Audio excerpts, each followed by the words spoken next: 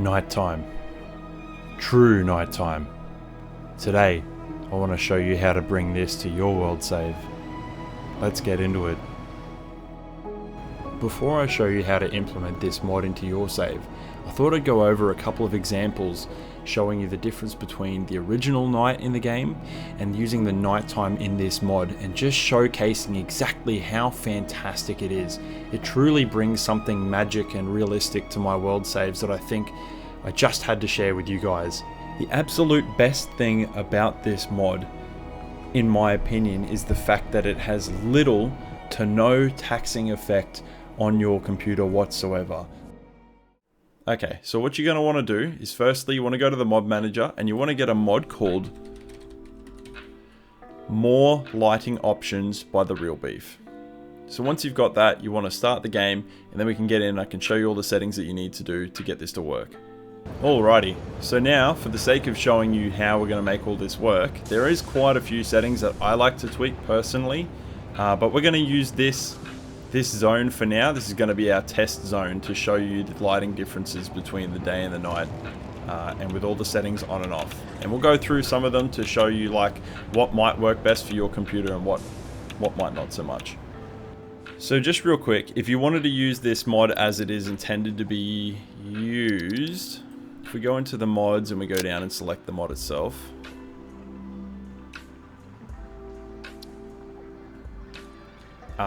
and we change the nighttime brightness to, let's just go as dark as we can. And then we're going to change the nighttime using the daytime nighttime mod, just so that you can see the difference, a clear difference. It's not really that dark, and like, it's dark, but unfortunately the aurora really gives like a purplish vibe to like the whole world save, and to me, I don't like that. Now that, I don't know if that is, I don't think that is by design of the mod, because the aurora is always in the world already anyway. It's just that with the mod turning the nighttime darkness down, you don't really notice the aurora as much. To me, I don't really like this 100%. It's not truly dark, but there is a way to make it properly dark. So what I like to do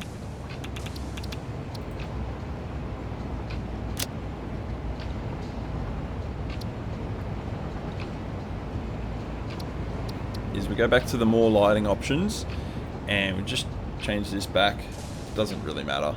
What you want to do is you want to change the daytime sun value. Now I noticed that if you make it too dark, it doesn't feel like real night, because it's like black and you can't see anything.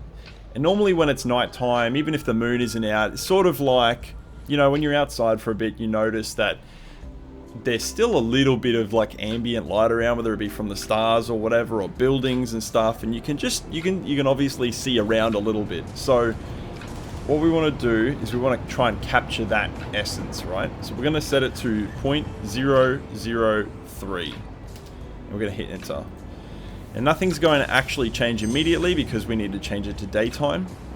I've also messed around with some of the daytime settings, so we're going to set the daytime. So now, if we turn it to daytime, it's actually nighttime. And now you get something that kind of looks like this. How good does this look? Alright, but we're not done yet. So, typically it can be a little bit too dark in the environment here. Like, I don't know if you guys can see, but I've got a HDR monitor and I can't see anything. It's so dark. So there's some tweaking that we still have to do to get things right. So now you want to go into your actual game settings and we want to change some stuff. We're going to go to video. These are my personal recommended settings. Obviously you can mess around with this stuff as much as you want to try and make it suit your needs better. Maybe your screen brightness might be different to mine, but this is what I like. I'll show you what I do, and then you can adjust as necessary for yourself. So I like to set my gamma to 3.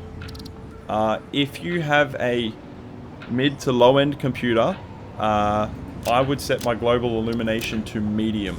You need to have global illumination on for this to work as well. and you can set it to moody, bright, and medium, and that will tax your computer a lot less. Also, you can also set some screen scaling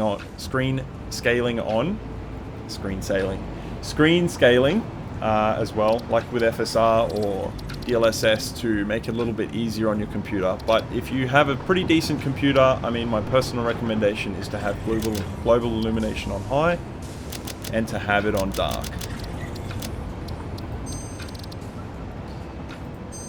So then you can see now in the environment around, you got that sort of like normal nighttime vibe where, you know, when you turn a torch on, you can sort of see, but you can still see around the torch a bit as well. This helps to really bring the normal ambience of like regulated nighttime in.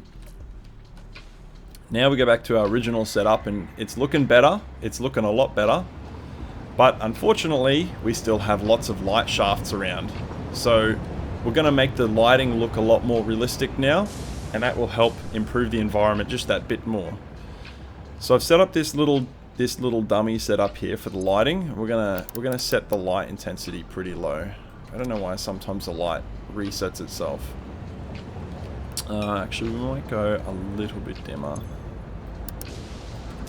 Go to 10, and also we might change the color to a more natural, earthy kind of color.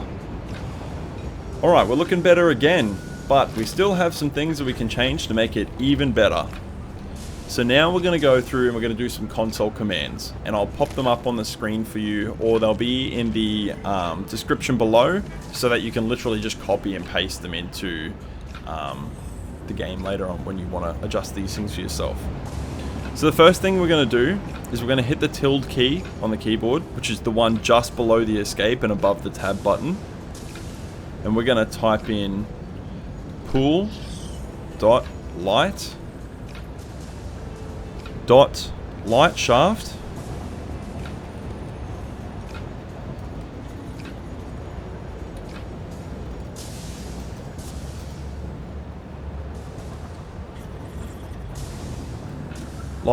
count, and then we're going to press 0 and then enter.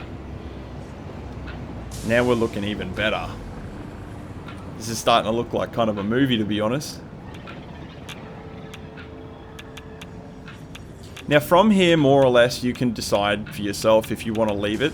These are all of the recommended settings that I would go ahead and run. There is more stuff that I'm about to show you that we can add to it to make it a little bit better again. But the next few settings are gonna really tax your computer. So like for these settings, I would recommend like a pretty good video card with, say, 16 gigabytes of VRAM or more. Just because this is like gonna really crank your video card up, but they're gonna look really good. So we're gonna go through and we're gonna add a couple more settings, and I'll just pop them up on the screen so you can see what they are. And these are just going to increase the distance at which we're going to see light. So I've just increased that now, and you'll see, like, if I move back, you'll see these lights from really far away. And it just really reduces the pop in and makes, like, the environment look so good off in the distance. Like, look at that. And, like, we're ages away, and there's no pop in on those lights at all. It's really good. And then the last thing that you can do to make it really movie-esque is you can add shadow quality. So it's pool.light.shadowquality 2. This is where it's going to really run your computer down. So now you can see here that there's literally shadow lighting around this tree. There's like the tree line here, around there, and around this area here. Oh, little bit of bugginess. Yeah, you can see the shadow lighting is really showing around. Like, look at this. Look at these details right here, with the shadows coming off of these the structures here and stuff like that. It really adds to this. Now, when you put that in combination with all of the other settings that we've talked about, it really makes things pop quite a lot more. Some other little things to note is that I forgot to mention at the beginning of the video that I do all of this nighttime stuff without the fog on. With the fog on, it looks really bad, and you can turn the fog off using the console commands R.fog 0, which I've covered in another video before. Also, I like to put all of my lighting in the world on a priority power switch like this, and then I put it into its own grid, for example like this, because technically right now with the mod the way that it is, it's the middle of the day, technically, and if you use the lighting control panel and you set them on night mode, it'll turn all of the lighting off, and you don't want that. So what I did, like I said before, is I put all of the lighting on its own power grid separate from everything else, and then I'll just make like a bunch of power, like these priority power switches for them, and chuck them into one category and keep them there, so you can turn them on and off as you go throughout your world, in case you want to change it back to like regular daytime or something and you don't want all the lights running, and you know, like if it's really taxing on your computer or something. It just makes it a lot easier and a lot neater. You don't have to do it, but if you want to do it, it makes things a little bit easier, I find anyway. Alright guys, before we head off, I just wanted to say a special thanks to The Real Beef for letting me cover his mod in a video. If you're looking for him, I'm sure you can find him in the Satisfactory modding Discord. Other than that, thanks so much for watching, and I'll see you guys in the next video.